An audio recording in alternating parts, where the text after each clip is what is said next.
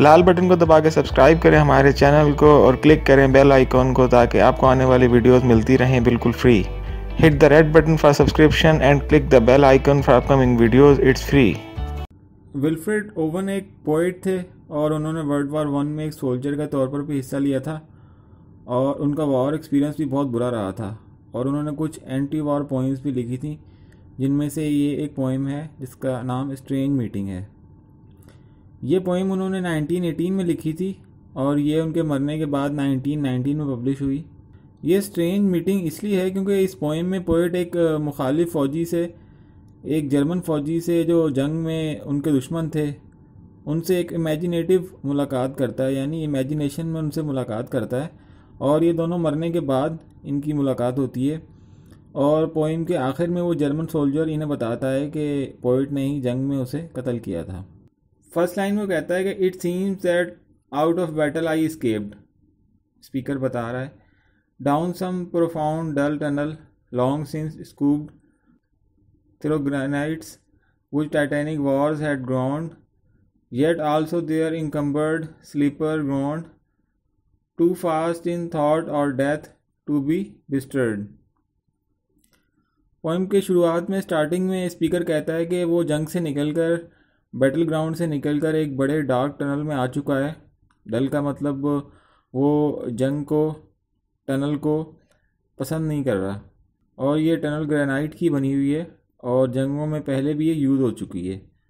World war one में ऐसे ही tunnel और ट्रेंचेस बनाए जाते थे जिनमें रहकर फ़ौजी जंगें लड़ते थे ताकि दुश्मन की गोलियों से बच सकें, और बहुत बुरे हालात होते थे उसमें, फ़ौजियों के ज़ख्मी हो जाते थे और बीमारियों से मर जाते थे और ये कई कई महीने जंगें चलती थी।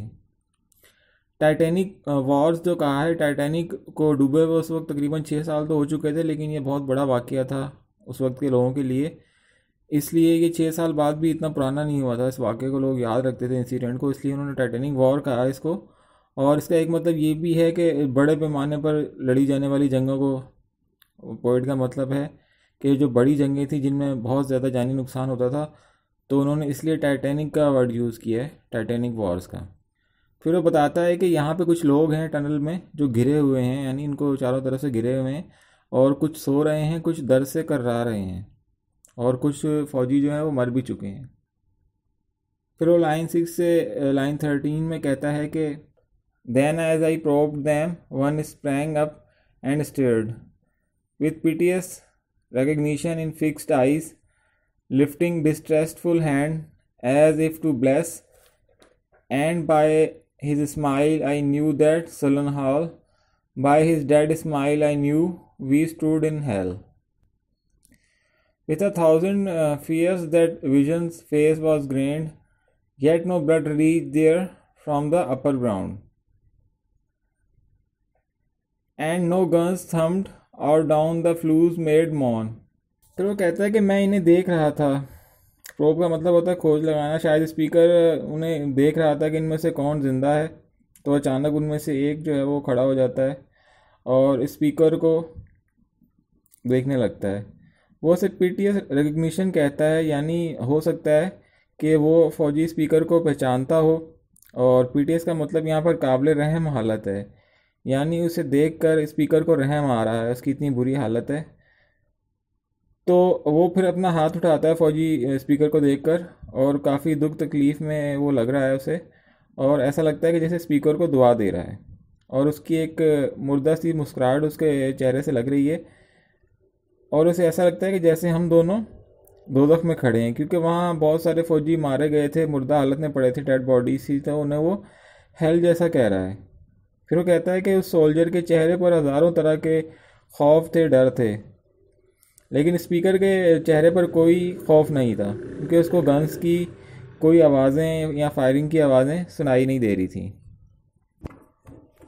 फिर वो कहता है कि strange friend I said here is no cause to mourn, none said that others save the undone years, the hopelessness, whatever hope is yours was my life also. I went hunting wild after the wildest beauty in the world, which lies not calm in eyes or braided hair, but mocks the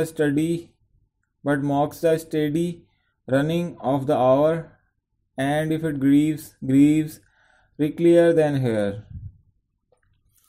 अब वो उस German soldier को तसल्ली देने की कोशिश करता है कि यहाँ घबराने की ज़रूरत नहीं है। वो कहता है, जर्मन उसको रिप्लाई करता है कि हाँ, यहाँ डरने वाली कोई बात नहीं है, बस जो साल मैंने जंग में गुजार दिए वो बहुत नाउमीदी के साल थे। उसे अफसोस होता है कि जंग में जो उसने टाइम गुजारा है अपनी ज़िंदगी का कीमती वक्त था। जिस तरह तुम्हारी ज़िंदगी में तुमने बहुत सारे ख्वाब देखे होंगे, वो स्पीकर से कह रहा है, तुम्हारी विशेज़ होंगी, ऐसे मेरी भी बहुत सारी ख्वाहिशात थीं। यानी कि ये लोग शायद जवानी में ही मारे गए, क्योंकि उस वक्त जंग के ऐसे हालात थे कि 17-18 साल की उम्र में भी लोगों को, नौजवानों को जंग में धकेल दिया जाता था। और ये जंगें बहुत बड़े पैमाने पर लड़ी जाती थी, बहुत खौफनाक होती थी, और हर रोज़ हज़ारों लोग इसमें मारे जाते थे, ज़ख्मी होते थे।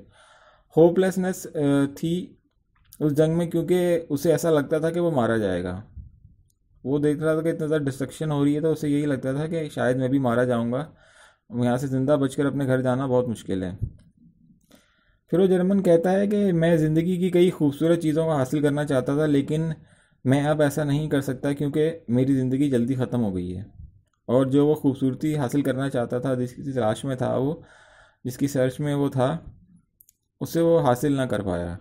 और अपनी जल्दी जो ज़िंदगी की ख़त्म हो गई जल्दी, उस पर वो काफ़ी दुखी होता है, क्योंकि वो बहुत जल्दी मारा गया था। और आज वो जहाँ पर खड़ा है, यहाँ उसे ज़्यादा से ज़्यादा दुखी नज़र आ रहे हैं। यानी एक ऐसी जगह है जहाँ पर वो बहुत ज़्यादा दुखी महसूस कर रहा है। फिर वो कहता है कि for my Glee might many man have laughed and of my weeping something had been left, which must die now. I mean the truth untold, the pity of war, the pity war distilled. Now man will go content with what we spoiled, or discontent boil bloody and be spilled. They will be swift with swiftness of the tigress, none will break ranks, thou nation track from progress. अब वो कहता है कि अगर मैं ज़िंदा होता तो मैं अपने आसपास बहुत सारी खुशियाँ बखेरता, लोगों को बहुत हंसाता, उन्हें खुश रखने की कोशिश करता, और उसकी मौत के साथ बहुत कुछ अधूरा रह गया और वो सब चीज़ें अब ख़त्म हो जाएंगी। और ऐसा सच था जो वो किसी को नहीं बता सकेगा। अब शायद यहाँ पर वो लाफ्टर या फ़न जो लोगों के साथ शेयर करता था, उसकी वो बात कर रहा है कि वो अधूरा रह गया। और इस जंग में जो उसने एक हॉरिबल एक्सपीरियंस फेस किया, और इस जंग का उसने जो हॉरिबल एक्सपीरियंस फेस किया, जो हालात थे इतने बुरे यहाँ पर देखे, वो शायद वो कह रहा है कि दिल में ही मेरी बातें रह जाएंगी और मैं किसी के साथ शेयर नहीं कर सकूँगा, क्योंकि वो मारा गया बहुत जल्दी इस जंग में, और उसके दिल में बहुत सारी चीज़ें थी जो अधूरी रह गई। फिर वो कहता है कि जंग बहुत तबाहकुन चीज़ है। फिर वो कहता है कि हमने जो यहाँ पे तबाही फैलाई है, जो हमारी वजह से तबाही हुई है, आने वाली नस्ल को वो उसके साथ ही रहना होगा। आने वाली जनरेशन को मतलब उस तबाही के साथ ही रहना होगा और इन चीज़ों को एक्सेप्ट करना होगा। ज़ाहिर है इतनी बड़ी जंगें होती हैं, तब नुकसान पूरा करने में कई साल लग जाते हैं। तो वो कहता है कि अगर वो साथ नहीं चलेंगे तो ये एक दूसरे से लड़ेंगे, इनकी आपस में ही लड़ाई होगी और बहुत ज़्यादा नुकसान होगा। अब वो आने वाली नस्लों के बारे में भी सोच रहा है कि जंग के जो नुकसानात हैं, डिस्ट्रक्शन है, उसको आने वाली नस्लों को भी फेस करना पड़ेगा। फिर वो फ्यूचर सोल्जर्स के बारे में बात करता है और प्रिडिक्ट करता है कि वो भी बहुत अच्छी तरह और बड़े शानदार तरीके से अपनी ड्यूटी जो है सर अंजाम देंगे, अपनी ड्यूटी करेंगे और किसी भी हुक्म को डिसओबे नहीं करेंगे। None will break ranks. और ज़ाहिर है जंग जीतने के लिए ज़रूरी होता है कि फ़ौज आपकी डिसिप्लिन में हो और कौम को जो है, कौम की जो नेशन की जो प्रोग्रेस है, तरक्की है, वो बहुत सुस्त हो जाएगी, बहुत स्लो हो जाएगी। यानी अगर जंगें चलती रहेंगी तो मुल्क बहुत स्पीड में, बहुत तेज़ी से तरक्की नहीं कर सकेगा। उसकी इकॉनमी है, दूसरे लॉसेज हैं, उसके जानी नुकसानात बहुत बढ़ जाएंगे। तो वो कह रहा है कि चीज़ें ऐसी ही चलती रहेंगी। हमारे बाद जो आने वाले फ़ौज में भर्ती होंगे उनको भी जंग के लिए इस्तेमाल किया जाएगा और उनको भी बहुत हर तरह के अच्छे बुरे का सामना करना पड़ेगा। और क्योंकि वो हुक्म उनको जो मिलेगा उसको वो पूरा करेंगे और उन्हें बहुत देर में अंदाज़ा होगा जो तबाही वो फेस करेंगे, क्योंकि हम लोगों को भी पहले नहीं पता था, लेकिन अब हम ये चीज़ें सारी देख रहे हैं। फिर वो कहता है कि courage was mine and I had mystery, wisdom was mine and I had mastery, to miss the march of his retreating word into vain citadels that are not veiled. Then, when much blood had clogged their chariot wheels, I would go up and wash them from sweet wells. Wells का मतलब मेरे ख्याल कुएँ हैं यहाँ पर. Even with truth that lie too deep for tent, I would have poured my spirit without stint, but not through wounds, not on the cess of war. Foreheads of men have bled where no wounds here. फिर वो बताता है कि वो कितना energetic हुआ करता था, कितना करेजियस हुआ करता था. अपने अच्छे दिनों के बारे में बताता है कि वो कितनी अच्छी तरह अपनी ड्यूटी करता था. फिर वो कहता है कि सोल्जर्स को जंग में धकेल दिया जाता है बगैर रिज़ल्ट की परवाह किए बगैर, यानी ऐसी जंगों में भेज दिया जाता है जिसका कोई रिज़ल्ट नहीं निकलता. वेन का मतलब यहाँ बेसूद या बेकार का है, जिसका कोई रिज़ल्ट ना निकल सके. और वो सोल्जर लड़ाई लड़ते रहते हैं जिनका उन्हें कोई फ़ायदा नहीं होता और वो समझ ही नहीं पा रहे होते. वो बस ये समझ रहे होते हैं कि हम प्रोटेक्ट कर रहे हैं किसी चीज़ को, किसी ज़मीन को, लेकिन असल में ऐसा कुछ भी नहीं हो रहा था, क्योंकि जंग जो है वो सिर्फ तबाही का नाम है. जंग में सिर्फ तबाही होती है, डिस्ट्रक्शन होती है. और वो कहता है कि जंग जब अपने उरूज पर होती है तो बहुत ज़्यादा खून बहता है, और इस जंग में अगर आप बच भी जाएँ तो आपके हाथ पे जो है दुश्मन का खून होता है, यानी अपने आप को बचाने के लिए फिर आपको दुश्मन को कत्ल करना पड़ता है. तो ये टेंशन या अफसोस के साथ सोल्जर को रहना पड़ता है. अगर वो जिंदा बच भी जाता है तो वो बहुत टेंशन में रहता है. फिर वो कहता है कि वो जो ये खून के धब्बे हैं इसको वो धोना चाहता है, यानी वो चाहता ये है कि अमन हो जाए, जंग ख़त्म हो जाए. और अगर किसी ने किसी को कत्ल भी कर दिया है तो वो चाहता है कि जंग ख़त्म हो जाएगी, पीस हो जाएगा, तो लोग जल्दी नॉर्मलाइज हो जाएगी ज़िंदगी. फिर वो कहता है कि उसने अपनी जान तो दे दी, लेकिन वो दूसरों की जानें बचाना चाहता है. वो जंग को सेस या कर्स कहता है, यानी जंग एक बिल्कुल बुराई है, जुल्म है. और सोल्जर जो होते हैं उनको कई ऐसे ज़ख्म भी लग जाते हैं जो दिखाई नहीं देते, यानी जिस्मानी ज़ख्म तो भर जाते हैं, लेकिन मेंटली जो एक सोल्जर सफ़र करता है, अपसेट होता है, उसका किसी को एहसास नहीं होता. फिर वो लास्ट में कहता है कि I am the enemy you killed my friend, I knew you in this dark, for so you frowned yesterday through me as you jabbed and killed. I parried, but my hands were loath and cold.